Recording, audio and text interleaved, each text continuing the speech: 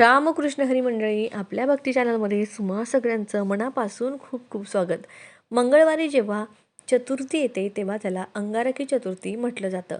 गणेश पुराण आणि स्मृती कौस्तुभ यांच्यासारख्या वैदिक ग्रंथांमध्ये सांगितले आहे, अंगारकी चतुर्थी हा मोक्षदायक दिवस मानला जातो.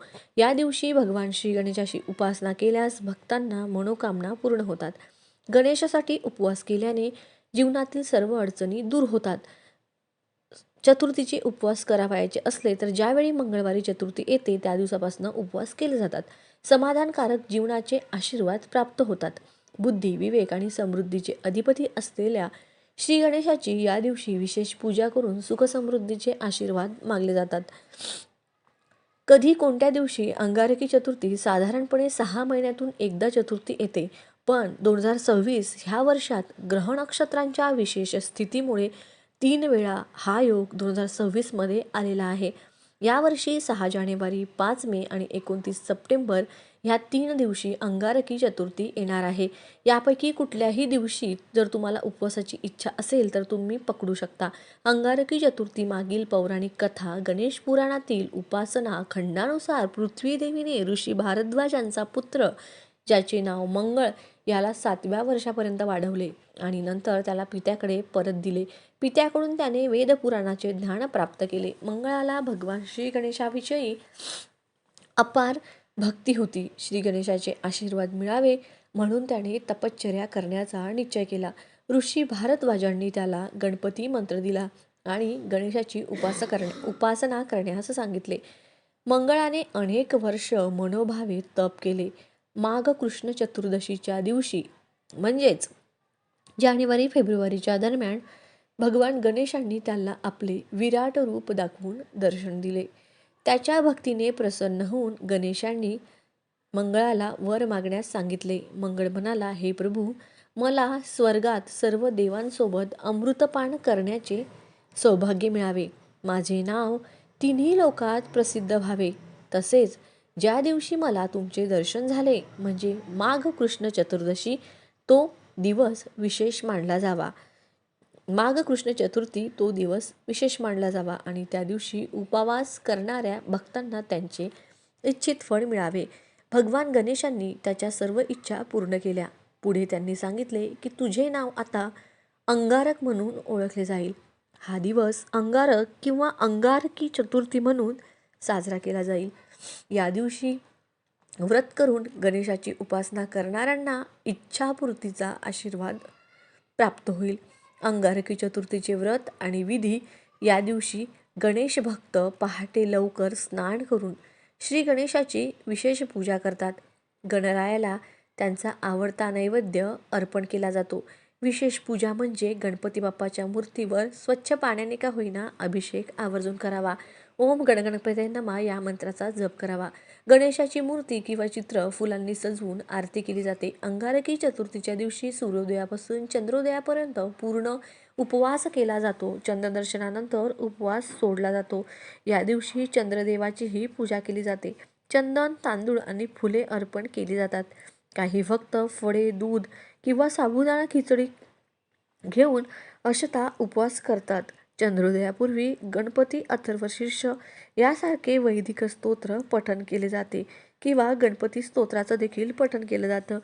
काही ठिकाणी गणेश याग किंवा यज्ञ आयोजित केले जातात. अंगारकी चतुर्थी व्रताचे लाभ काय आहेत तर अंगारकी चतुर्थी व्रत पाळल्यास व श्री गणेशाची भक्तिपूर्वक उपासना केल्यास जे लाभ होतात ते आता मी तुम्हाला सांगते. मंगळ दोष. कुंडलीतील मंगळ ग्रहाच्या दोषामुळे येणाऱ्या विवाह अडचणी दूर होतात. अंगारकी चतुर्थीचे व्रत केल्यास संपूर्ण वर्षातील संकष्टी चतुर्थी व्रताचे पुण्य प्राप्त होते. सुख, उत्तम आरोग्य आणि समृद्धी प्राप्त होते. तुम्हाला प्रत्येक संकष्ट चतुर्थी पकडणे शक्य नसेल तर निदान मंगळवारी येणारी अंगारकी चतुर्थी आवर्जून पकडावी. आर्थिक, कुटुंबिक, आरोग्यविषयी अडचणी दूर होतात. जीवनातील सर्व अडथळे दूर होतात व बुद्धी वाढते. मनोकामना पूर्ण होतात. प्रत्येक कार्यात यश प्राप्त होतो. पापांमधून मुक्ती मिळते.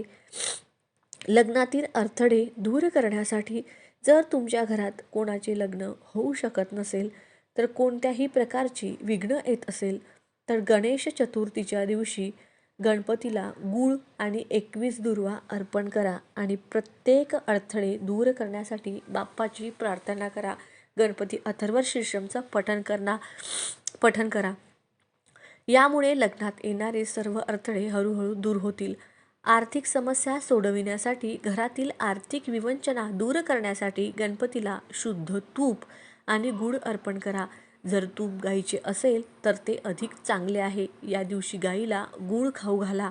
हा उपाय प्रत्येक संकष्ट चतुर्थीला आणि पुढील वर्षी अनंत चतुर्दशीपर्यंत करा. घरात शांततेसाठी असे म्हणतात की ज्या घरात संकटे असतात तिथे माता लक्ष्मीचा वास कधीच नसतो. अशा वेळी घरात शांती आणि आनंद राखणे खूप महत्त्वाचे आहे. यासाठी गणेश चतुर्थीच्या दिवशी घरात गणेश यंत्राची स्थापना करा. हे यंत्र खूप लाभदायक आणि शुभ आहे. या यंत्राची प्रतिष्ठापना केल्याने घरात सुखशांती राहते आणि नकारात्मकता दूर होते. व्यवसायात प्रगती, जर तुम्हाला व्यवसायात प्रगती करायची असेल किंवा नोकरीमध्ये जास्त दिवस पदोन्नती शक्य नसेल तर संकष्ट चतुर्थीच्या दिवशी पिवळ्या रंगाची बाप्पांची मूर्ती घरी आणा. त्याची पूजा करा आणि हळदीच्या 5 गाठी म्हणजे हळकुंड अर्पण करा. या दरम्यान श्री गणाधिपतये नमः या मंत्राचा जप करा. कुटुंबाला संकटातून वाचविण्यासाठी गणेश संकटनाशक स्तोत्राचं पठण करा. तुमच्या कुटुंबावर काही संकट आलं तर त्यावर मात करण्यासाठी चतुर्थीच्या दिवशी हत्तीला हिरवा चारा खाऊ घाला. गणपती गजमुख आहे असे केल्याने तो खूप प्रसन्न होतो आणि भक्तांचे सर्व संकट दूर करतो. गणेश चतुर्थीच्या दिवशी हे काही उपाय केल्यास तुम्हाला याचा नक्कीच चांगला अनुभव येईल. तुम्हाला जर हा व्हिडिओ आवडला, महत्त्वपूर्ण वाटला तर व्हिडिओला लाईक नक्की करा. त्याचबरोबर लक्षात घ्या, गणपती बाप्पांना अभिषेक करणं गरजेचं आहे, अनिवार्य आहे. गणपती बाप्पांना साध्या पाण्याने का होईना अभिषेक करावा. ओम गण गणपती नमः या मंत्राचा जप करावा. गणपती बाप्पांचा आवडीचं लाल जास्वंदीचं फूल अर्पण करावं. गणपती बाप्पांची आरती करावी. 21 मोदकांचा किंवा लाडवांचा गणपती बाप्पांना नैवेद्य दाखवावा. जमल्यास गणेश मंदिरामध्ये जाऊन तिथे सुद्धा गणेश स्तोत्राचं किंवा गणपती अथर्व शीर्षमचं पठण करावं. ओम गण गणपती नमः या मंत्राचा जप करावा. ओम विघ्नहर्ताय नमः या मंत्राचा देखील जप करावा. तुम्हाला याचा खूप चांगला अनुभव येईल. जर प्रत्येक संकष्ट चतुर्थीला उपवास करणं शक्य नसेल तर निदान मंगळवारी येणारी संकष्ट चतुर्थी म्हणजेच अंगारकी चतुर्थी म्हणून ओळखली जाते, या दिवशी तरी आपण उपवास आवर्जून करावा. त्याचबरोबर आणखी जे उपाय असतील ते मी तुमच्याबरोबर पुढच्या व्हिडिओमध्ये नक्की शेअर करेल.